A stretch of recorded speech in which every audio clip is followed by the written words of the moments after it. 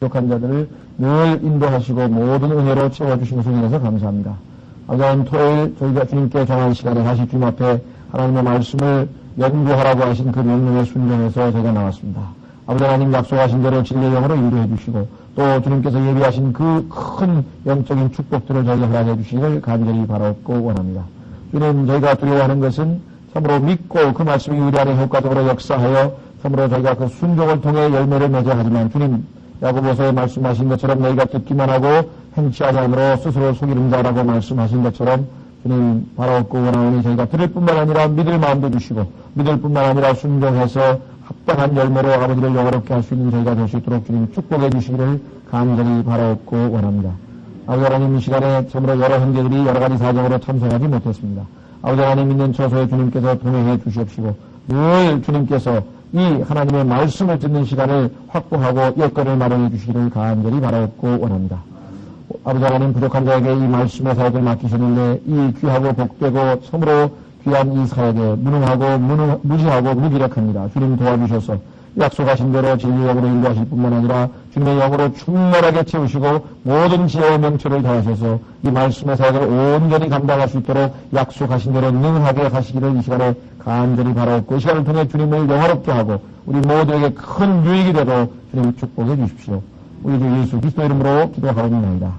아멘. 네, 이 시간에 지난 시간에 이어서 이제 1장 1절 스가랴서 1장 1절서부터 오늘 하나님 말씀 공부하도록 하겠습니다. 우리 개요에 보시면 이 1장 1절은 머릿말이라고 되어 있습니다. 그래서 아마 오늘 머릿말 6절까지 한번 좀 살펴보고요. 본격적으로 이제 환상들이 8가지 환상이 나오는데 7절서부터는 8가지 그 환상서부터는 아마 다음 주에 더 공부할 것 같습니다. 자, 우선 머릿말 1장 1절부터 보시면 다리오 왕 제2년 8월에 이 다리오라고 하는 왕은 여러분들이 아마 이 서양 역사를 아마 이제 배우신 분도 계시고 안 배우신 분도 계실 터인데 서양 역사로 치면은 BC 그러니까 예수 그리스도 탄생 이전이죠. BC 606년에 이제 하나님께서 전 세계적인 제국 다시 말하면 조그만 나라가 아니라 그 지중해권 전체를 다스리는 제국을 세우셨습니다. 그 허락하신 제국이 바벨론이라고 하죠. 바벨론이라고 하는 제국이 들어서서 하나님께서 선민으로 택하셨던 이스라엘 백성들을 다 잡아가고 물론 그전에는 아시리아가 있었습니다만은 아시리아라고 하는 나라에 의해서 제국에 의해서는 이제 북왕국 이스라엘이 잡혀갔고 그 다음에 남왕국 바빌론은 606년에 남왕국 유다는 바빌론에 의해서 이제 포로로 잡혀가게 됩니다. 이 바빌론이라고 하는 것은 바벨탑에서부터 시작해서 바빌론 최초의 왕국을 세웠던 민록, 그 다음에 영적인 바벨론 로마 카톨릭 교회까지 이르러서 이 바빌론은 항상 하나님과 반대편에 서는 그 대표적인 것이었죠. 그럼에도 불구하고 때로는 하나님께서 이 하나님의 대적들을 또 마귀나 이런 하나님의 원수를 이용을 해서 때로는 활용하실 때가 종종 있습니다. 그래서 아시리아인이라고 하는 그도 하나님의 막대기라고 해서 하나님께서 자기 백성을 징계하실 때 사용하는 막대기가 바로 때로는 우리도 때로는 하나님께서 욥도 마찬가지죠. 하나님께서 욥 마귀를 내버려 두셨잖아요. 그래서 결국은 그 욥을 시험한 자는 마귀죠. 하나님의 허락하에. 자, 어쨌거나 바벨론이 너무도 하나님께서 정하신 그러한 기준에 이제 못 미치게 돼서 결국은 하나님께서 그 다음 제국으로 이 나라를 바꾸시게 됩니다. 그 나라가 우리가 역사적으로 메데 페르시아라고 메데 바사라고 보통 바사라고 하는 단어가 너무 어색해서 아마 여기는 페르시아라고 해서 그냥 고쳐 쓴 것 같아요. 두 나라가 연합해서 한 제국을 이루게 됩니다. 메데 페르시아. 그래서 우리가 다니엘서에서 보면은 큰 느부갓네살이 봤던 그 형상 중에서 머리가 느부갓네살 즉 바벨론 제국이라고 한다면 양쪽 가슴에서 양쪽 팔 둘이죠. 둘. 그래서 두 나라가 합쳐져서 하나의 나라를 이루게 됐는데 그 메데 페르시아라고 하는 나라의 첫 번째 왕은 우리가 고레스 또는 코레스라고도 하고요. 고레스 사이러스라고 영어로 한다 그랬죠. 두 번째 왕이 다리우스입니다. 그리고 세 번째 왕은 에스라에 보면은 아닥사스다. 이것도 이제 우리말로 번역하니까 영 발음이 이상한데 할 수 없죠. 아닥사스다라고 하는 왕인데 에스라서 한번 확인해 보겠습니다. 에스라 6장 14절과 15절에 보면은 이 세 페르시아 왕의 도움을 받아서 이스라엘 백성들이 바벨론으로부터 포로로 잡혀갔다가 귀환하게 되고 그들이 이제 성전을 건축하고 하게 됩니다. 이 세 왕이 에스라서 6장 14, 15절에 나옵니다. 역대기가 끝나고 이스라엘이 이제 잡혀간 다음에 귀환하는 장면이 에스라죠. 자, 에스라서 6장에 보시면은 14절. 이에 유대인들의 장로들이 건축하였으며 대언자 학계와 이또의 아들 스가랴의 대언을 통해 형통하게 되므로 그들이 이스라엘의 하나님의 명령과 페르시아 왕 고레스와 다리오와 아닥사스다의 명령대로 성전을 건축하여 완성하되 완성된 때는 언젠가 다리오 왕의 통치 제6년 아달월 곧 그달 3일에 그 집을 완성하니라. 그러니까 지금 시작은 제2년에 시작해서 4년간에 걸쳐서 이제 성전을 완성하는 장면이 나옵니다. 자, 그래서 처음에 성전 건축 명령을 내린 왕은 첫째 왕 고레스였습니다. 이것은 에스라서 1장에 보면 잘 나와 있고요. 자, 그런데 참 놀라운 사실은 이 에스라서에 기록되어 있는 역사적 사실이 실은 100년 전에 미리 예언이 되어 있었다는 사실이에요. 한번 확인해 보겠습니다.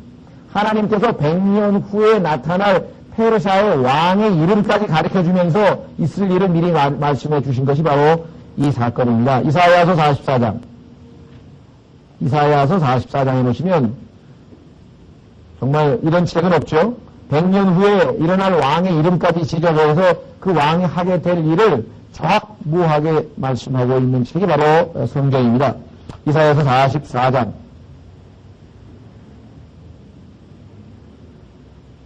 28절. 이사야서 44장 28절에 보면은 이렇게 되어 있습니다.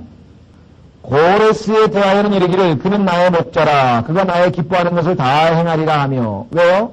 하나님의 백성들을 이제 귀환시켜서 포로 잡혀왔던 백성들을 귀환시켜서 하나님께서 다시 세우시는 성전을 건축하게 하는 그 임무를 부여하는 왕이니까 주님께서 나의 목자라 그랬죠. 그가 나의 기뻐하는 것을 다 행하리라 하며 예루살렘에게는 이르기를 너는 세워지리라 하며.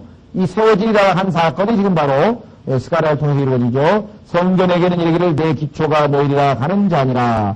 주께서 45장 1절 자신의 기름 부음을 받은 자 고레스에게 이같이 말씀하시되 내가 그의 오른손을 붙들고 민족들을 그 앞에 황복하게 하며 내가 왕들의 허리를 풀며 문짝이 2개인 성문들을 그 앞에 열고 그 성문들이 닫히지 못하게 하리라.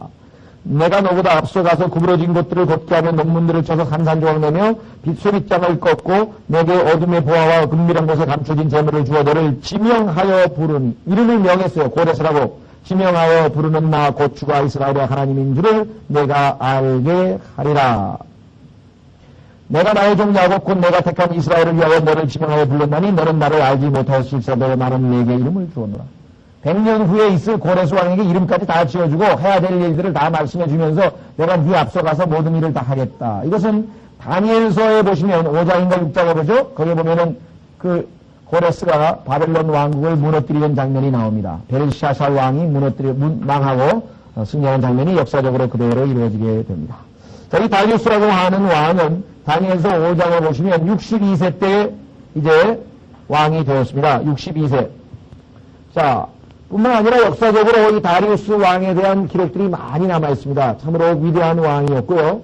유명한 수산궁 아시죠? 여러분들 에스더서에 나오는 왕궁, 수산궁이라든가 그 다음에 액마다 궁이라고 해가지고 아주 큰 궁전을 짓고 대역사를 일으켰던 역사적으로 유명한 왕입니다. 놀라운 사실은 이방인 왕들입니다. 그럼에도 불구하고 하나님께서 이들을 사용하셔서 이스라엘 백성들에게 하나님의 역사를 일으키도록 독려하시고 도우셨다.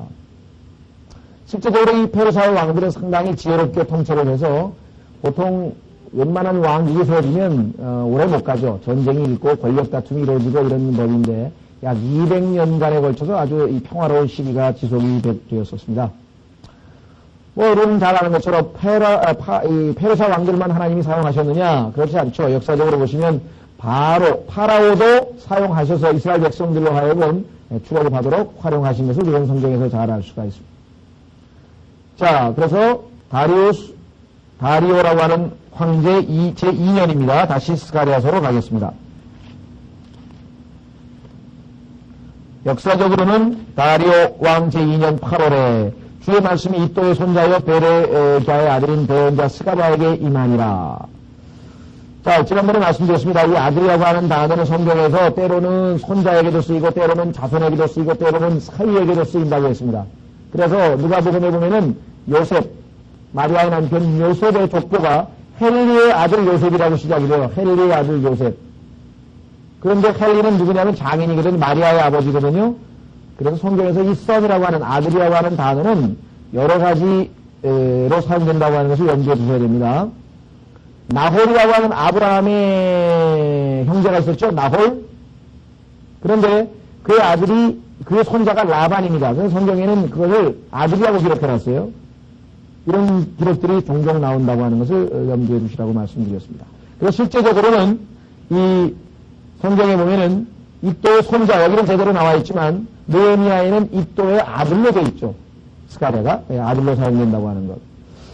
자, 그래서 우리는 그 이또는 아론의 계열, 즉 대제사장의 계열이었고, 그래서 결국은 아마 이 스가랴는 이 아론의 후손이라고 하는 것을 우리가 성경 족보에서 확인해 볼 수 있고, 두 가지 특징이 있는데, 하나는 선지자, 우리가 보통 대언자일 뿐만 아니라 동시에, 여기는 대언자라고 나와 있지만 동시에 제사장이었던 두 가지 직분을 다 가지고 있었던 아주 독특한 인물이라고 지난 시간에 말씀을 드렸습니다. 이 스가랴라고 하는 이름은 아마도 너무나 이미지가 좋죠. 하나님께서 이스라엘 백성들을 새롭게 부흥시키는 데 사용되었던 선지자였다고 하는 사실 때문에 이름이 아마 인기가 있었는지 성경에 25명이 이 스가랴라고 하는 이름을 가지고 있습니다.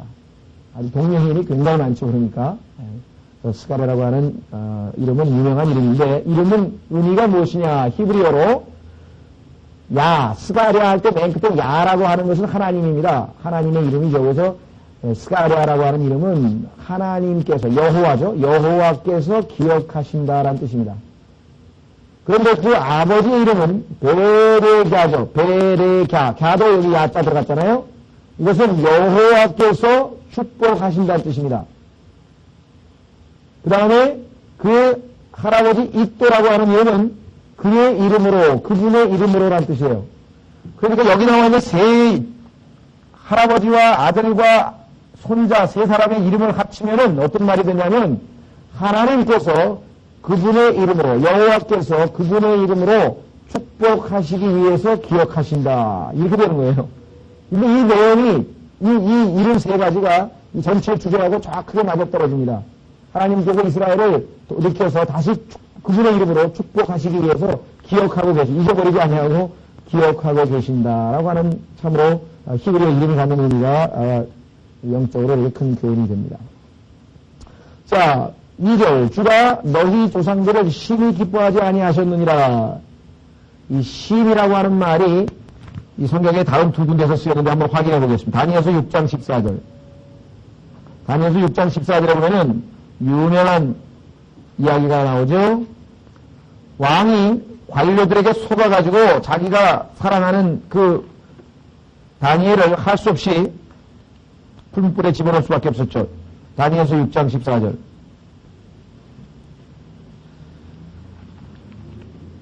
다니엘서 6장 14절에 보시면은요.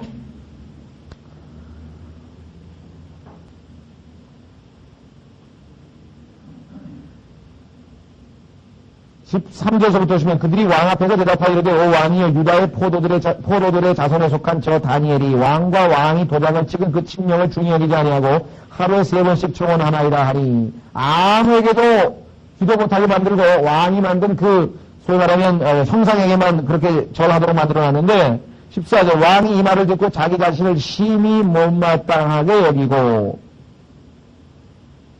자, 이 단어가 바로 어디에 쓰였고요. 또 한 가지는 이 단어는 어디에 쓰였냐면 마태복음 21장에 쓰였어요.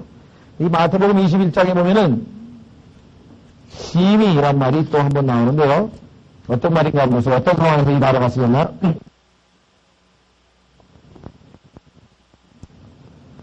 마태복음 21장 15절 수제사장들과 서기관들이 그분께서 행하신 놀라운 일들과 또 성전 안에서 아이들이 소리치며 호산나 다윗의 자손이여 하고 말하는 것을 보고 심히 못마땅하게 여겨. 심이란 단어가 성경에서 이렇게 세 군데에서 쓰입니다. 아주 상황이 아주 전부 다 의미가 있습니다. 자, 2절 계속해서 스가랴서 1장 2절 주가 너희 조상들을 심히. 자, 여기서 우리가 봐야 될 것은 이상하다. 스가랴도 유대인인데 왜 우리 조상이라고 안 하고, 당연히 우리 조상이라고 해야죠. 우리 조상이라고 해야 되는데 우리 조상이라고 안 하고 너희 조상이라고 하면서 마치 자기는 지금 현재 영적으로 타락해 있고 영적으로 지금 이렇게 처져 있는 이들과 이 스가랴는 자기의 설명으로 일체감을 보이지 않습니다. 다시 말하면 영적으로는 지금 이들 유대인들하고의 구분, 세퍼레이션을 지금 보이고 있는 것이에요. 우리란 말을 안 쓰고 너희라고 하는 말을 쓴 것이 우리에게는 상당히 와닿습니다. 지금 죄악 가운데 있고 지금 말 안 듣고 있고 하나님 앞에 교제가 끊겨져 있는 이런 사람들에 대해서는 우리란 말 쓰지 아니하고 너희 조상들을 이렇게 얘기했습니다. 자, 그래서 우리는 이 조상들이라고 하는 말, 유대인들에게는 이 조상들이라고 하는 말이 여러 가지 의미가 있는데요. 역사적으로 볼 때 세 부류로 나눌 수 있습니다. 첫째는 모세로부터 사무엘까지를 우리가 한 부류의 유대인들의 조상이라고 볼 수 있고, 두 번째는 왕이 세워져서 사울로부터 시드기야, 마지막 왕인 시드기야 왕까지. 세 번째는 그 이후에 포로에서 귀환한 여호수아라고 하는 제사장이 여기 지금 보면은 나오죠. 여호수아라고 하는 제사장이 나오는데 여호수아부터 AD 70년에 유대인들이 포로로 전 세계로 흩어지는 것. 그것을 보통 일상 시사적인 표현으로는 디아스포라라는 말을 쓰는데, 디아스포라. 유대인들이 전 세계로 흩어지게 되는 사건. 이렇게 해서 세 구분을 지어서 우리가 유대인들의 조상을 한번 구분해 볼 수가 있습니다. 자, 하여간 주가 너희 조상들을 심히 기뻐하지 아니하였느니라. 그러므로 너는 그들에게 이르기를, 이렇게 얘기했어요, 이제. 만군의 주께서 이같이 말씀하시되, 만군의 주께서 이렇게 말씀하시되, 너희는 내게로 돌아서라. 만군의 주가 말하노라. 그리하면 나도 너희에게로 돌아서리라. 만군의 주가 말하노라. 자, 너희는 너희 조상들과 같이 되지 말라. 이전에 대언자들이 그들에게 외쳐 이르기를 만군의 주께서 이같이 말씀하시되 이제 너희는 너희의 악한 길과 악한 행위에서 떠나 돌아서라 하였으나 그들이 듣지 아니하고 내 말에 귀를 기울이지 아니하였느니라. 주가 말하노라. 다시 말하면 하나님께서 여기서 지금 돌아서라라고 지금 얘기했다면 어떤 것을 우리가 여기서 주목해야 되냐 하면 칼빈주의자들이 주장하는 그 예정론이라고 하는 것이 성경에서는 여러 군데에서 우리가 잘못된 것을 찾아볼 수 있는데 그 중에 하나가 바로 이 하나님께서 하신 명령 속에서 우리가 확인해 볼 수가 있습니다. 다시 말하면 어차피 돌아서지도 않을 사람들, 회개도 안 할 사람들에게 돌아서라 한다는 의미가 있거든요.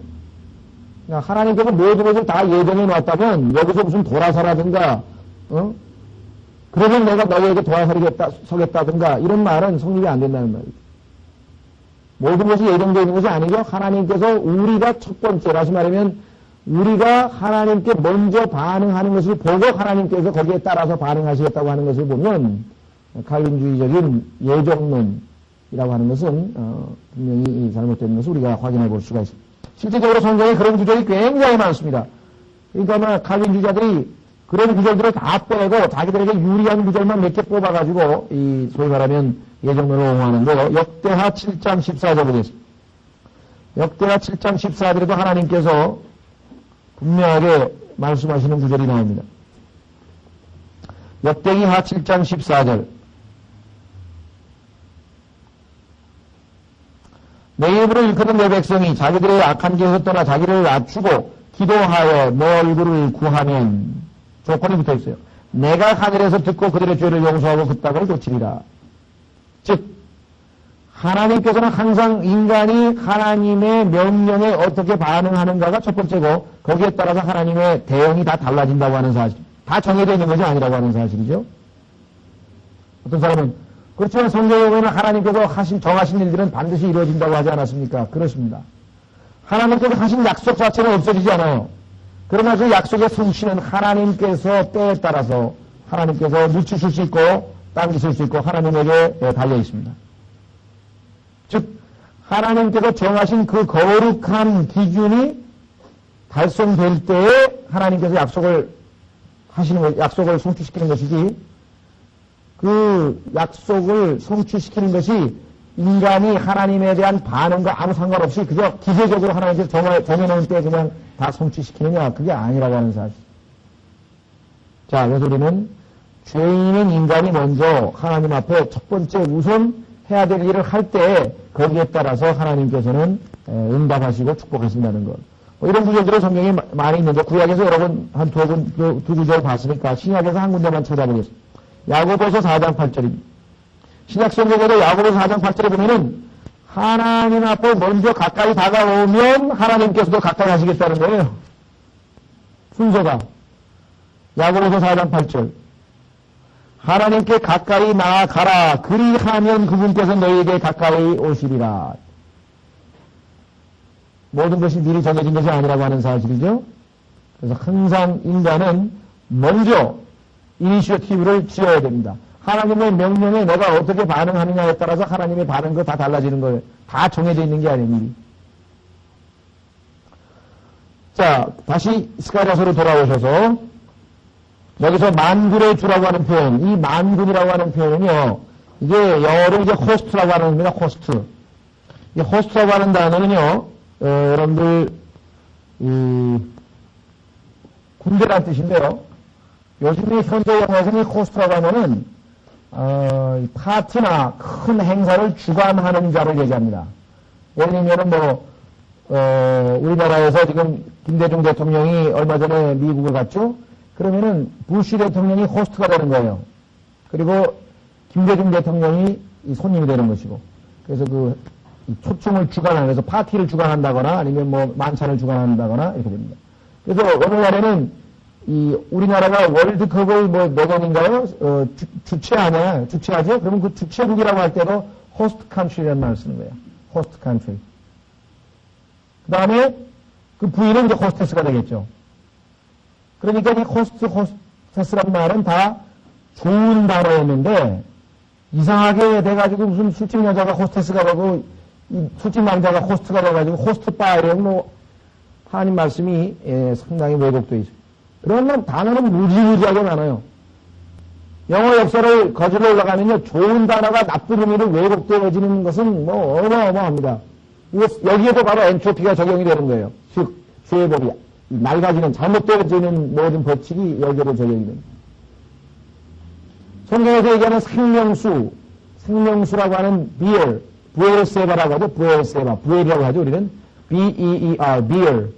그 맥주라고 하는 단어예요. 맥주는 사람을 중독시키고 수주정뱅이가 되게 하고 이 용의 독인데, 용의 독. 근데 어떻게 생명수가 용의 독이란 단어로 바뀌어버리냐. 언어를 공부해보면요, 얼마나 사람들이 하나님의 순수한 언어, 그래서 나중에 계시록에, 어딘가요? 이사야서인가요? 하나님께서 나중에 우리에게 순수한 언어를 되돌려 주신다, 이제. 오염되지 않은 언어를 우리가에게 되돌려 주신다고 성경에 말씀합니다. 자, 그래서 이 호스트라고 하는 단어는 군대란 뜻입니다. 전쟁을 위해서 조직이 된 어떤 집단, 이걸 딱 호스트라고 성경에서 얘기를 합니다. 자, 그래서 우리는 만군의 주라고 했어요. 그러니까 성경에 보면 전쟁할 때 이스라엘은 다윗서부터 그랬지만 만군의 주, 군대 하나님 아니에요, 군대. 만군의 주를 의지했지 무슨 말을 의지하거나 무슨 병거를 의지하거나 아니면 군대의 숫자를 의지하거나 그렇지 않았습니다. 다윗은 그 만군의 주를 의지하고 나가서 승리했고요. 하나님께서는 이 이스라엘 백성들이 말을 의지할까봐, 말을 의지할까봐 전쟁에 나가서 이 전리품을 얻어올 때 말은 얼마나도 비싸요 또. 그런데 말은 발 뒤꿈치를 다 힘줄을 잘라가지고 다 죽이려 하는데, 말을. 인간은 당시에는 전쟁에서 최고가 기병이거든요. 이 말이 있어야 돼요. 그래서 이 말을 신뢰하는 전쟁하면 말이 있어야 된다고 생각하는 것이 일반 통례였어요. 그래서 하나님께서 막기 위해서 말을 다 없애라고 얘기했고, 이스라엘 왕에게는 말을 많이 키우지 말고, 특히 이집트에서는 절대로 말을 들여지 말라라고 왕이 될 자격의 첫 번째 3가지 조건 중에 하나가 말을 많이 키우지 말는 것이 들어가 있어요. 솔로몬은 그러겠죠, 물론. 예. 자, 여기서 이제 주께서 말씀합니다. 주께서 이렇게 말씀한 너희는 내게로 돌아서라. 만군의 주가 말하노라. 자, 그래야면 나도 너희에게로 돌아서리라. 중요한 것, 아까도 말씀한 원칙을 한번 정리합니다. 하나님께로 돌아오라고 하는 명령을 내립니다. 그러면 그 명령에 순응하면 약속을 하나님은 지키십니다. 무슨 약속? 나도 너희에게로 돌아서리라. 축복의 약속이죠. 축복의 약속. 이 원칙은 창세기부터 계시록까지 항상 적용됩니다. 하나님께서 우리를 인격으로 대우하시기 때문에 우리의 프리윌, 자유의지를 존중하시거든요. 그래서 우리에게 말씀해요. 그리고 그 말씀을 믿고 순종하면 하나님께서 거기에 대한 축복이 있는 거예요. 그 말씀을 거절하면 거기에 대한 대가는 자기가 치르는 거예요. 주 예수 그리스도를 믿으라. 믿으면 영생과 새 예루살렘과 주님과 함께하는 축복이 우리에게 주어지지만 거절하면 뭐예요? 영원한 멸망과 지옥의 고통이 기다리고 있는 거예요. 하나님께서 여기서도 동일한 원칙 하에서 말씀하십니다. 돌아서라 해야 돼. 그럼 나도 돌아서겠다라고 말씀하고 있죠. 자, 만군의 주가 말하노라. 이게 아주 중요한 표현입니다. 왜냐하면 하나님께서 하신 말씀을 있는 그대로 증거한다 이 말이죠. 더 이상 덧붙이거나 뭐 자기 의견을 제기하거나 뭐 해석을 하거나 이게 아니에요. 있는 말 그대로 하나님께서 자기에게 명령하신 말씀 그대로 증거합니다. 역사상으로 보면은 그러지 아니한 사람이 있었죠? 누구였습니까? 최초 이브죠. 이브는 하나님께서 하신 말씀 그대로 인용 안 하고 마음대로라고 하는 단어 하나 삭제시켰고 만지지도 말라라고 하는 말씀 하나 첨가시켰고 더더군다나 하나님께서는 반드시 죽는다고 그랬는데 죽을까 하노라 이렇게 갖다 붙여가지고 나중에 인간이 얼마만큼 더 담대해지냐면요. 민수기에 가면은 발람이라고 하는 사람은요. 하나님께서는 뭐라고 얘기하면은 그들이 너를 부르러 오면 떠나라 그랬다고요. 그랬는데 돈이 탐이 나고 뇌물이 탐이 나서 부르러 오지도 않았는데 떠났다고요. 그래서 하나님께서 할 수 없이 어떻게 해요? 징계하기 위해서 하나님의 천사가 군대 장관이 칼을 빼버리고 골목길에 딱 서시니까 나귀를 타고 가다가 이 사람은 영적으로 눈이 멀어가지고 나귀가 있는지도 모르는데 나귀가 알아보고서는 그냥 막 피하고 막 주저앉고 뭐 옆으로 막 발을 문지러대고 난리 치니까 뭣도 모르고 그냥 나귀를 죽여버리겠다고 막 협박을 했잖아요. 나중에 하나님이 눈을 딱 펴보니까 아이고 자기를 지금 자기 목숨 살려준 거지 나귀가. 네? 그런 기가 막힌 일이 벌어지네요. 하나님께서 분명히 뭐라고 얘기했냐면요. 너를 부르러 오면 가라 그랬는데 부르러 오지도 않는데 가는 거예요. 그렇잖아요. 주님의 뜻대로 구하면 기도 응답해 주신다 그랬는데 주님의 뜻대로 구하지도 않고 왜 응답 안 해주냐고 그냥 막 금식을 하고 막 썩 날개를 치는 거에 나가시고 응답 안 해준다고. 언제 하나님께서 주님의 뜻대로 구하면 그런 거예요. 안 들어주시면 내가 죽을 병에 걸렸는데 치료해달라고 난리법석을 치고 기도했는데 안 들어주시면 어떻게 합니까?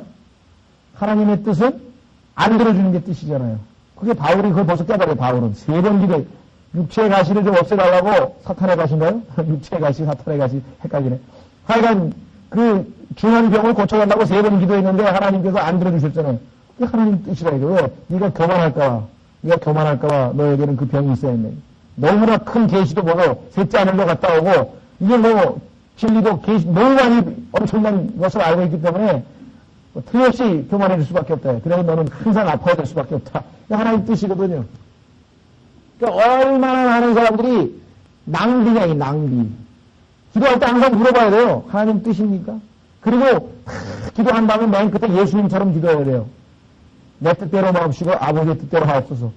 그럼 100% 응답이지. 그렇죠? 왜 하나님 뜻대로 하시니까. 근데 앞에서 하나님의 뜻인지 아닌지 확인도 안 하고 잔뜩 기도 제목을 수백 개 만들어 놓고서는 응답 안 한다고. 물론 진정을 가지고 끝까지 기도해야 돼요.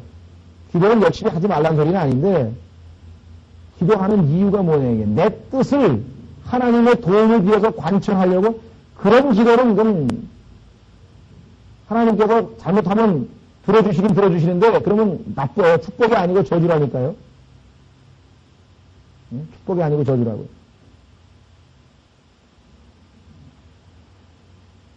글쎄, 그걸 꼭 저주라고 할 수는 없겠지만 히스기야 같은 얘기를 하면 히스기야.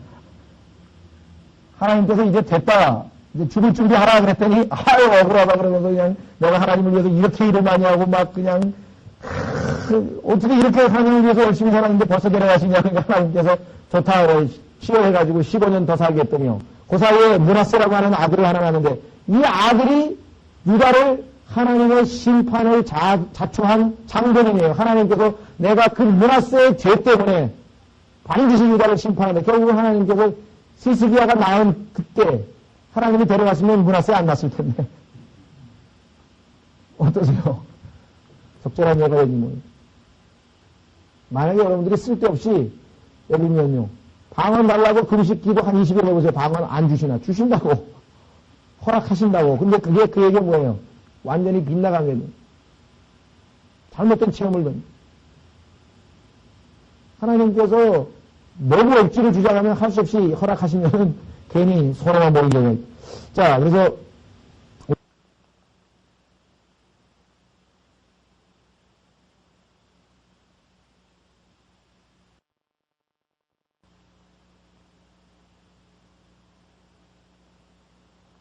근데 그걸 갖다가 칼로 잘라가지고 화롯불에다가 뗄감으로 떼어버린 사람도 있어요. 그냥 오늘날은 무슨 뭐 돈 벌려고 그냥 성경을 막 주물락주물락 해서 만들고 또 만들고 줄여서 만들고 뭐 하여간 지금 자 그래서 하여간 우리에게 가장 핵심적인 것 중에 하나는 하나님의 말씀에 더하거나 빼거나 뭐 고치거나 이건 아주 치명타입니다. 그거는 뭐 정말 철저하게 마귀하고 연합된 거죠. 자 계속해서 돌아가겠습니다. 4절 너희는 너희 조상들과 같이 되지 말라. 이전에 배운 자들이 그들에게 외쳐 이르기를 자 여기 아버지 조상 아까 말씀드렸죠. 예. 이스라엘 백성들에게 말씀한 거지만 영적으로 하자면 우리에게도 그대로 적용됩니다. 그 주석을 쓰신 그 제임스 낙스 목사는 그런 얘기를 썼어요. 만약에 당신이 하나님 앞에 가가지고 그 당신 자식들이 여기 나와 있는 것처럼 우리 아버지처럼 똑같이 했어요. 그래가지고 하나님 앞에 심판받고 징계받으면은 그 책임을 누가 질 거냐. 자식들은 자기 아버지 보고 그대로 저기 할 거 아니겠어요? 100%는 아니죠. 아주 훌륭했던 사무엘에게는 사무엘과 같지 않은 신실하지 못한 아들들도 있었지만 엘리는 분명히 자식들 잘못 키운 것에 대해서 하나님께서 아주 심한 징계를 내렸습니다. 이런 소리 우리 듣지 말아야죠. 너희 여기 조상들이란 말은 fathers인데요. 너희 아비들과 같이 되지 말라. fathers를 지금 조상이라고 의역을 했습니다만은 아비들. 그러니까 이제 진짜 아버지 말고 먼 아버지까지 다 쳐서 이제 우리가 그렇게 얘기를 하죠. 자, 그래서 우리는 영적으로 우리에게도 얼마든지 적용할 수 있습니다. 우리가 참 그런 소리를 듣지 말아야죠. 너희 조상들과 같이 되지 말라. 너희 아비들과 같이 되지 말라. 유대인들은 이런 소리를 들을 수밖에 없었어요. 왜? 합당한 행실을 본을 보이지 못했기 때문에. 자, 이전에 배운 자들이 그들에게 외쳐 이르기를 이렇게 얘기를 했죠. 이전에 배운 자들이 그들에게 외쳐 이르기를 만군의 주께서 이같이 말씀하시되 이제 너희는 너희 악한 길과 악한 행위에서 떠나 돌아서라 하였으나 그들이 듣지 아니하고 내 말에 귀를 기울이지 아니하였느니라. 자, 하나님께서는 버리라 그랬어요. 떠나라 그랬죠. 거기 보시면 너희의 악한 길과 악한 행위에서 떠나 돌아서라 그랬습니다. 자, 우선 여기에 악한 길, 악한 행위, 길이라고 할 때는 ways란 말이고요. 우리가 보통 길이라고 하는 그 길이고, 행위는 구체적으로 우리의 행동 하나하나를 얘기하는데요. doings라는데, 자, 조금 차이가 있습니다. 여기서 길이라고 하는 것은 우리의 어떤 생활 패턴이라 그럴까요? 우리가 지금 삶의 어떤 방향을 정하고 가는 길입니다. 그래서 우리가 이 길로 가잖아요. 내 인생길, 그죠? 예, 내가 정해놓은 길, 그것을 길이라고 합니다. 그러나 행위들이라고 했을 때는 그 길에서 이루어지는, 그 길에서 발생되는 구체적인 어떤 일들. 예를 하나 들어보면요. 내가 지금 살고 있는 나의 그 길이 잘못된 길이에요. 즉, 마음이나 생각이나 마음에 있어서 하나님 앞에 잘못된 길을 지금 가고 있습니다. 그러면 그 잘못된 길들을 가고 있으면 구체적으로 열매들이 나와요. 예를 들면 부인을 폭행을 한다든가, 자식들을 아주 학대한다든가, 아니면 거짓말 한다든가, 남의 돈을 떼어먹는다든가. 이런 것들은 구체적인 행위들이에요. 여기서 차이는 뭐냐면 하나는 이미 습관에 대해서 자기가 정해진 인생의 길이고 그 안에서 구체적으로 나와 있는 것을 행위라고 여기서 표현했습니다. 하나는 이미 정해진 길이고 그 안에서 발생되는 구체적인 열매를 행위라고 했네요. 어쨌거나 하나님께서는 둘 다 해서 돌이키란 말이죠. 악한 길과 악한 길에서 행위서 떠나 돌아서라 하였으나. 돌아서라. 왜 그래요? 하나님이 사랑하시기 때문에 내버려 두시지 않습니다. 여러분들 히브리서 12장에서 나와 있는 유명한 징계에 대한 말씀이 있죠. 하나님께서는 사랑하는 자를 매질하는 거예요.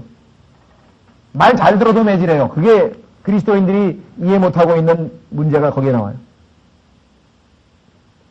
많은 크리스찬들이 오해하고 있는 것은 내가 하나님 말씀을 잘 듣고 신앙생활 잘하면 매질 안 하실 것이다라고, 그리고 말 안 들으면 매질할 것이다라고 생각하는데 성경에 보니까 히브리서에 사랑하는 자마다 매질하신다.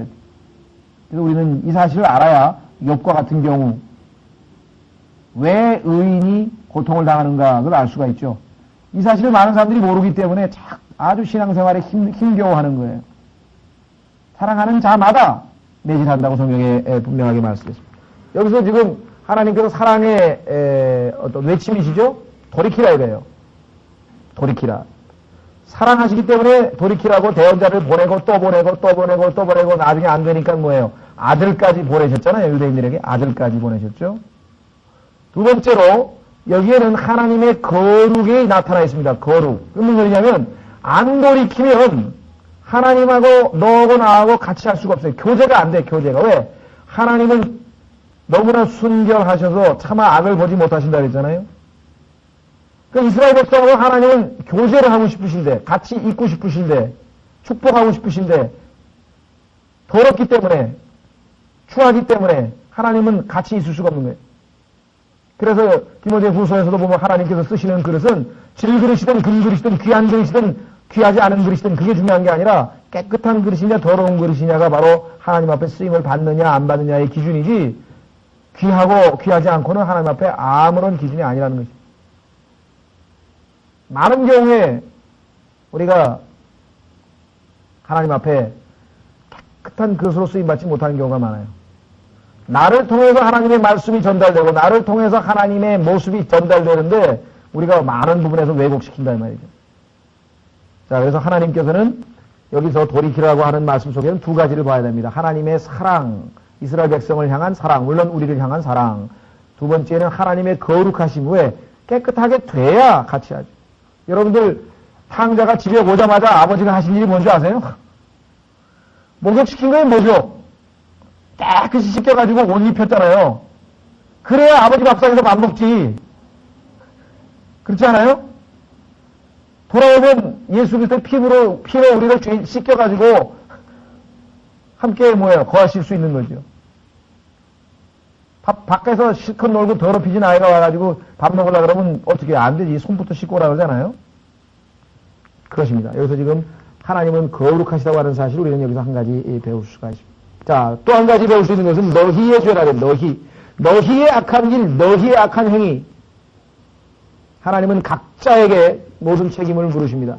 심는 대로 거두는 거예요. 각자 자기가 행한 행위대로 그대로 각자 너희의, 다른 사람의 아니고 너희의 길들, 악한 길, 너희의 악한 행위라고 했습니다. 자, 문제는 뭐냐면 듣지 않았습니다. 첫 번째 듣지 않았고요. 두 번째는 귀를 기울이지 아니하였다. 듣는다는 말은 단순히 듣는 거예요. 문제는 듣고도 거기에 마음을, 귀를 기울인다는 말, 여기 지금 단어는 뭐냐면요. 귀를 기울인다고 하는 단어는 무슨 뜻인 거 아니? 관심을 가지고 열심을 해서 그 말씀을 뭐예요? 받아들이는 거죠. 두 가지가 뉘앙스가 좀 틀립니다. 듣기는 들어도 귀를 안 기울일 수가 있죠. 하나님께서 요구하시는 것은 듣고 귀를 기울이는 것이에요. 듣고 귀를 기울이는 것. 적극적으로 마음을 다해서 그 하나님의 말씀을 받아들이는 것을 우리가 귀를 기울인다고 그렇게 얘기를 합니다. 한 가지 여기서 또 우리가 배울 수 있는 놀라운 축복된 사실이 있습니다. 여기 보면은 그들이 듣지 아니하고 내 말에 귀를 기울이지 아니하였다. 내 말. 분명히 말은 누가 했습니까? 이 4절에 이 둘째 줄에 보시면 대언자들이 그들에게 외쳤다 그랬잖아요. 분명히 외치기는 대언자들이 외쳤는데 그들의 말을 안 들었거든요. 그런데 하나님께서는 내 말을 안 들었다 이래요. 대언자들의 말을 하나님께서는 뭐로 치는 거예요? 하나님의 말씀으로 치는 겁니다. 이 말씀은 신약에서도 그대로 적용됩니다. 데살로니가 전서 2장 13절.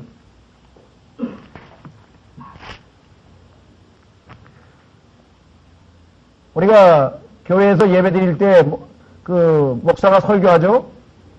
그 설교하면은 그 사람이 무슨 똑똑해서 그 사람이 말을 잘해서 그 사람이 명 설교를 해서 그게 아니고 하나님을 대신해 지금 말하고 있기 때문에 그 자격 하나 때문에 우리가 그 말을 하나님의 말씀으로 받는 거죠. 자, 데살로니가 전서 2장 13절에 바울은 이렇게 얘기를 했습니다. 이 데살로니가 사람들에 대해서 바울이 칭찬한 내용이 바로 이것입니다. 데살로니가 전서 2장 13절 이런 까닭에 우리가 또한 하나님께 끊임없이 감사를 드리면 너희가 우리에게서 들은 하나님의 말씀을 받을 때 듣기는 바울로부터 들었어요. 그러나 사람의 말로 받지 아니하였습니다. 하나님의 말씀으로 받았음이니 진실로 그러하도다. 이 말이 또한 너희 믿는 자들 안에서 효력 있게 일하느니라. 이 말씀을 믿음으로 받아들이면 효력 있게 역사한다 이 말이에요. 자, 다시 본문으로 돌아오겠습니다. 1장 5절. 너희 조상들 곧 그들이 어디 있느냐? 곧 또 대언자들 곧 그들이 영원히 살겠느냐? 외쳤던 대언자들도 그들의 말을 듣지 않았던 조상들도 다 어떻게 됐어요? 다 죽었죠. 다 죽었어요. 근데 하나님은 여전히 6절에 뭐예요? 오직 내가 내 종 대언자들에게 명령한 내 말과 내 법규가 너희 조상들을 굳게 붙잡지 아니하였느냐? 하나님의 말씀은 여전히 살아 역사하고 있다. 지금 또 다른 대언자인 스가랴를 통해서 또 말씀하고 계시죠. 인간은 유한합니다. 그렇죠? 어디가 있냐 이 말이에요. 없어졌잖아요. 다 죽었잖아요. 그래서 너희 조상들 곧 그들이 어디 있느냐. 다 죽어버렸지 않느냐 이게. 또 대언자들 곧 그들이 영원히 살겠느냐. 영원히 어떻게 살아요? 하나님만 영원하신 분이고 살아계신 분이고 계속해서 하나님의 말씀도 역사하시고 살아계시는 것이죠. 자, 이들의 영적 상태, 유다 백성들의 영적 상태는 신약에서 예수 그리스도 앞에 서 있는 이스라엘 백성도 똑같은 그러한 영적 상태를 보이고 있습니다. 확인해 보겠습니다. 조상 탓을 하면서 말해요. 우리 조상들, 그 사람들 왜 그렇게 주님의 말씀을 듣지 않고 그렇게 참 뭐랄까 순종하지 않았을까 하면서 우리가 만약에 그때 있었더라면 그러지 않았을 걸 이렇게 얘기한 말이죠. 예수님께서. 확인해 보겠습니다. 두 구절인데요. 마태복음 23장에 예수님께서 이 유대 백성들의 영적 상태를 이 당시의 유대 백성하고 똑같은 평가를 하십니다. 마태복음 23장 29절, 마태복음 23장 29절. 화했을진저 너희 서기관들과 바리새인들 위선자들이여 너희가 대언자들의 묘를 만들고 의로운 자들의 돌무덤을 수리하며. 옛날에 대언자들을 다 죽였잖아요. 하나님 말씀 증거하는데 회개 안 하고 오히려 죽여버렸잖아요. 다 예레미야도 죽이고 다 죽였단 말이에요. 그런데 그 대언자들의 후손이라고 또 그걸 자랑스럽게 생각을 해요. 얼마나 참 기가 막혀요. 너희가 대언자들의 묘를 만들고 의로운 자들의 돌무덤을 수리하여 이르되 우리가 만일 우리 조상들 시대에 있었더라면 조상들이 대언자들의 피를 흘리는데 참여하지 아니하였으리라. 우리는 안 죽였을 텐데. 그러므로 너희가 대언자들을 죽인 자들의 자손임을 스스로 증거하는도다. 네 조상이 대언자들 죽여서 하나님 말씀을 무시했던 자들인데 네가 바로 그들의 후손임을 스스로 증거하는구나. 그런즉 너희가 너희 조상들의 분량을 채우라. 뱀들아 독사들의 세대여 어찌 너희가 지옥의 정죄를 피하겠느냐. 주님께서 이들에게 심히 질책하고 계십니다. 요한복음 8장에도 보면은요. 아브라함이 우리 조상이라 그러면서 예수님 말을 거부하는 거예요. 진짜 아브라함이 그들의 참된 조상이라면 당연히 예수님 말씀을 들어야 되는데 요한복음 8장 33절. 우리 주변에도 그런 사람 있잖아요. 분명히 복음을 전하는데 나 모태신앙이에요. 안 들어요. 모태신앙이고 진짜 신앙이면 들어야지. 듣고 구원 받아야지. 자, 요한복음 8장 33절. 그들이 그분께 대답하되 우리는 아브라함의 씨라 결코 남의 종이 된 적이 없거늘 내가 어찌하여 너희가 저렇게 되리라 하느냐. 그러면서 자기들이 아브라함의 씨라고 하는 것을 계속해서 자랑합니다. 그러니까 예수님께서 말씀하시기를 39절 그들이 그분께 대답하여 이르되 우리 아버지는 아브라함이라 하니 예수님께서 그들에게 이르시되 너희가 아브라함의 자녀라면 아브라함의 행위를 하고자 할 것이로되 하나님께 들은 진리를 너희에게 말한 사람이 나를 지금 죽이려 하는도다. 아브라함은 그렇게 하지 아니하였느니라 말씀하셨죠. 유대인들도 지금 똑같은. 자, 다시 스가랴서로 돌아오십시오. 스가랴서에서 다시 1장 5절 너희 조상들 곧 그들이 어디 있느냐 또 대언자들 곧 그들이 어떻게 영원히 살겠느냐. 인간은 갑니다. 전도서에 말한 것처럼 한 세대는 가고 또 한 세대는 가니 한 세대는 가고 한 세대는 가고 계속해서 누구 말 맞다나 돌고 도는 것이 그죠? 인생인데 하나님의 말씀은 영원히 있다라고 그랬어. 썩지 아니한 말씀, 영원한 말씀, 하늘에 아예 하나님께서 딱 붙잡아놨다 그랬죠?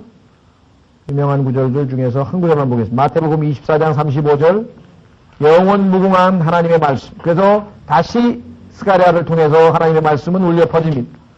마태복음 24장 35절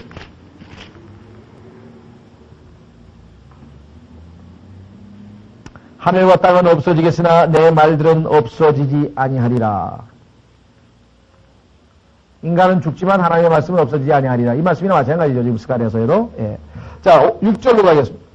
스가랴서 1장 6절 오직 내가 내 종 대언자들에게 명령한 내 말과 내 법규가 너희 조상들을 굳게 붙잡지 아니하였느냐. 자, 요거 표현을 조금 어색합니다. 어색한데 다른 표현이 없을 것 같아요. 왜냐하면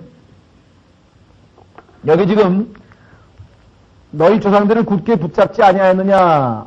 붙잡았는데 그 붙잡은 목적이 뭐냐 이거죠. 이 한글 킹제임 성경에 보면은 이것을 붙들어주지 않았느냐 이렇게 번역했어요. 붙들어주지 않았느냐. 그러면 붙들어줬다는 얘기는 넘어질까봐 붙들어준 것이고 멸망할까봐 붙들어준 것이고 도와줬다는 의미가 되죠. 그렇죠? 그래도 붙잡지 아니하였느냐 정도가 되면은 도망가는 것 못 가게 붙잡았다는 뜻도 되고 또 붙잡아가지고 매 때리려고 붙잡았다는 뜻도 되고 그러니까 부정적인 의미가 해석이 가능해요. 그런데 붙들어주지 않았느냐 그러면은 이거는 자기가 해석을 한 거라고 이거는. 이게 성경 번역에서 어려운 점이 바로 여기 있어요. 여기서 이 take hold of라고 하는 단어는 성경 용례를 쭉 찾아보면은 전부 다 붙잡아가지고 심판하고 매 때리고 벌 주려고 붙든 거예요. 무슨 말인지 이해하셨어요? 하나님께서 결국은 뭐예요? 하나님의 말씀이 그들을 붙잡아서 어떻게 되세요? 심판했다 이 말이에요. 여기 나오잖아요. 어떻게 알아요? 그 바로 밑에 문맥이 나오죠? 그러므로 그들이 돌이켜서 이르기를 만군의 주께서 우리의 길대로 우리의 길이 아까 악한 길이라 그랬잖아요. 우리의 행위대로 어떤 행위에 악한 행위 아니에요. 그럼 악한 길대로 악한 행위대로 우리에게 행하고자 생각하시더니 그대로 우리를 다루셨도다 하였느니라. 하나님께서 우리가 악한 길에 돌이키지 아니하고 악한 행위에도 돌이키지 아니하면 심판하시겠다고 말씀하신 그대로 우리가 심은 대로 그대로 거두셨도다 이 말입니다. 그러니까 그 앞에서 지금 조상들을 굳게 붙잡았다는 얘기는 뭐예요? 심판하려고, 매질하려고 붙들었다는 얘기죠. 무슨 말 아시겠죠? 네. 그래서 이 성경 해석의 번역에서 이런 데가 어렵습니다. 제가 한번 확인해 보니까 그런 면에서 이게 더 정확해요. 한글 킹제임 성경은 붙잡아 주지 않았느냐 그러면 긍정적으로 해석을 해버렸대요. 해석이 지금 번역이 아니잖아요. 차라리 그냥 붙들지 아니했느냐 그러면은 그래도 부정적으로 해석을 하든 긍정적으로 해석을 하든 해석의 가능성이 열려 있는데 붙들어주지 아니하느냐 그러면 그거는 이제 좋은 의미로 쓰였잖아요. 그건 해석이 되는, 그건 번역이 아니라 이 말이에요. 그래서 자 한번 확인해 보겠습니다. 실제적으로 성경에서 이 단어들이 어디에 쓰였는가. 욥기 36장 17절에 보시면 우리말로는 붙든다는 단어가 똑같지만 영어에서는 이 take hold of라고 하는 표현이 있습니다. 이 단어는 부정적인 시츄에이션에서만 꼭 쓰여요. 욥기 36장 17절.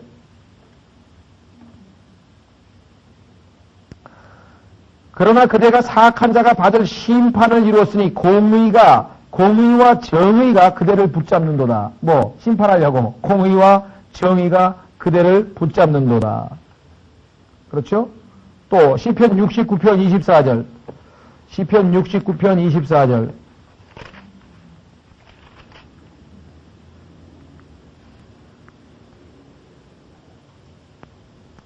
주의 분노를 그들에게 부으시며 주의 진노하시는 화가 그들을 붙잡게 하소서. 화가 임하게 해달라 이 말이죠. 그렇죠? 이 외에도 이 take hold of라고 하는 표현은 여러 번에 걸쳐서 아주 부정적인 의미로 쓰였는데요. 신약에서 한 군데 보겠습니다. 누가복음 20장 26절. 누가복음 20장 26절에 보시면은 예수님을 붙잡아가지고 죽이려고 하는 데 쓰였어요, 이 단어가. 예, 누가복음 20장 26절.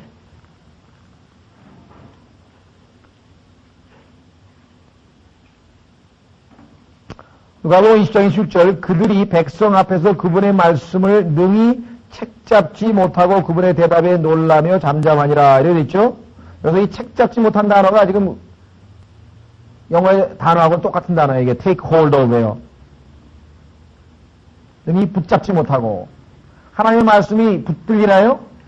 안 붙들리죠? 예수 그리스도께 이 단어를 써먹으려고 했다는 것이에요.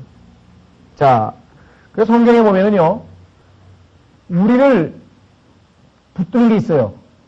우리를 붙잡아가지고 아주 이 고통의 구렁텅이에, 멸망의 구렁텅이에 잡아넣는 게 있어요.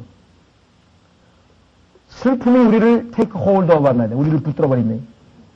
하나님을 섬기고 주님을 따르고 하는 길에서 못 가게 꽉 붙드는 게 있는데 그것이 뭐냐면 슬픔이 있어요. 공포가 있어요. 공포. 공포 때문에 주님을 따르지 못하고 붙들려가지고 공포에 붙들릴 수가 있어요. 두려움에 붙들릴 수가 있어요. 심판에 붙들릴 수가 있고. 그래서 성경에 보면은 우리로 하여금 주님을 따르는 길에 못 가도록 붙잡는 그러한 것들이 여러 개가 성경에 나옵니다. 우리가 이 단어에 대해서 좀 신경을 썼고요. 자, 여기서 우리가 한 가지 반드시 배워야 될 것이 있군요. 그것은 뭐냐? 법규와 명령. 그러면 하나님의 말씀인데 하나님의 말씀이 순종하는 자에게는 축복이나 거부하는 자에게는 뭐가 됐어요, 지금? 심판 아니에요? 붙들어가지고 심판했죠. 하나님의 말씀은 순종하면 축복이지만 거부하면 그 말씀이 우리를 저주로 이끌어갑니다. 한번 확인해 보겠습니다. 이 말씀은 성경에 여러 군데가 있는데요. 신명기 28장. 신명기 28장에 보시면 하나님께서 말씀하신 그 유명한 말씀 있죠. 신명기 28장 15절.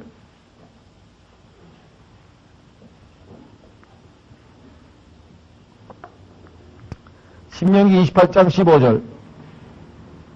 내가 만일 주 내 하나님의 음성에 귀를 기울이지 아니하여 내가 이날 내게 명령하는 그분의 모든 명령과 법규를 지켜 행하지 아니하면 이 모든 저주가 내게 임하고 너를 따라잡으리니.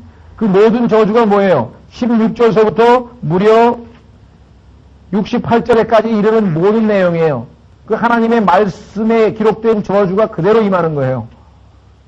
유대인들이 2000년 예수 그리스도를 십자가에 못 박고 흩어진 AD 70년 이후에 흩어진 역사가 바로 이 역사입니다. 이 내용하고 유대인들의 역사는 그대로 일치합니다. 유대인 역사 읽을 것도 없어요. 여기 나와 있는 그대로. 자, 신약으로 가면은 베드로전서에 보면은 하나님의 말씀에 실족해서 넘어진 자들이 있어요. 하나님의 말씀은 우리에게 생명의 양식이 되고 우리를 힘주시고 우리를 위로하시고 우리를 진리 가운데로 인도하시고 얼마나 좋은 말씀입니까? 지난번에 우리 설교 때도 성경은 우리에게 복을 주시고 성경은 우리에게 친구를 주고 성경은 우리에게 그렇게 좋은 말씀인데 불구하고 그 말씀에 대해서 합당치 않게 반응을 하면 오히려 그 말씀에 걸려서 넘어진다. 실족해하는 돌이다. 한번 확인해 보겠습니다. 베드로전서 2장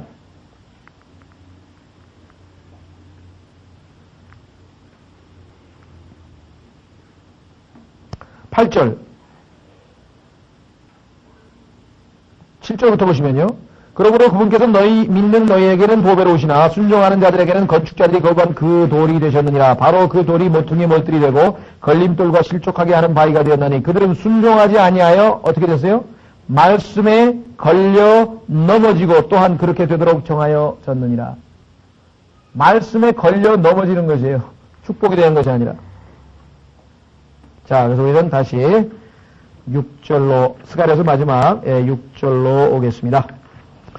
다시 한번 6절. 오직 내가 내 종 대언자들에게 명령한 내 말과 내 법규가 너희 조상들을 굳게 붙잡지 아니하냐. 그러므로 그들이 돌이켜서 이르기를 만군의 주께서 우리의 길대로 우리의 행위대로 우리에게 행하고자 생각하시더니 그대로 우리를 다루셨도다 하였느니라. 그렇습니다. 하나님께서는 우리가 돌이킨다고 해가지고 징계를 멈추시는 것은 아니에요.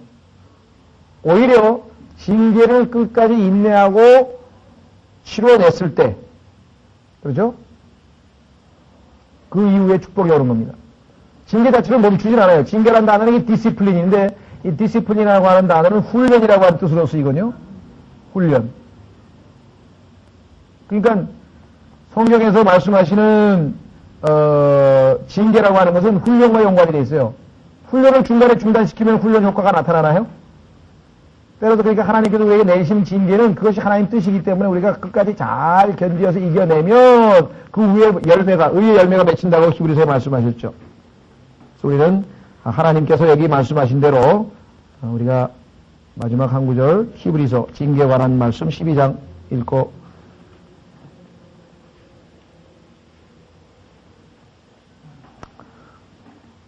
자, 히브리서 12장 11절 히브리서 12장 11절 징계가 그 당시에는 기쁜 것으로 보이지 아니하고 슬픈 것으로 보이나 나중에는 슬픈 것으로 보이나 그렇죠? 나중에는 그로 말미암아 단련된 자들에게 의의 화평의 열매를 맺느니라. 나와 있죠? 예. 자, 그래서 우리는 여기서 마지막으로 얻을 수 있는 교훈은 뭐냐? 하나님께서 축복의 조건이 무엇인가? 돌이켜서 하나님 말씀에 다시 순종하는 것이다. 두 번째는 불순종하면 거기에는 반드시 대가를 치른다. 하나님의 말씀은 사람이 선지자들이 가고 조상들이 다 죽고 하더라도 변함이 없이 항상 유효하다. 그 다음에 여기 나와 있는 것처럼 우리의 행위와 우리의 길과 행위에 대해서는 반드시 뭐예요? 거기에 대해 뒤따르는 열매가 있다. 이거 우리가 주님께서 갈라디아에서 말씀하신 것처럼 심은 대로 거둔다고 그 원칙이죠. 자, 그래서 우리는 서론을 우리가 좀 살펴봤고 다음 시간에는 이제 그야말로 스가랴서의 본격적인 환상으로부터 구체적인 성경 공부를 하도록 하겠습니다. 그럼 좀 쉬었다가요.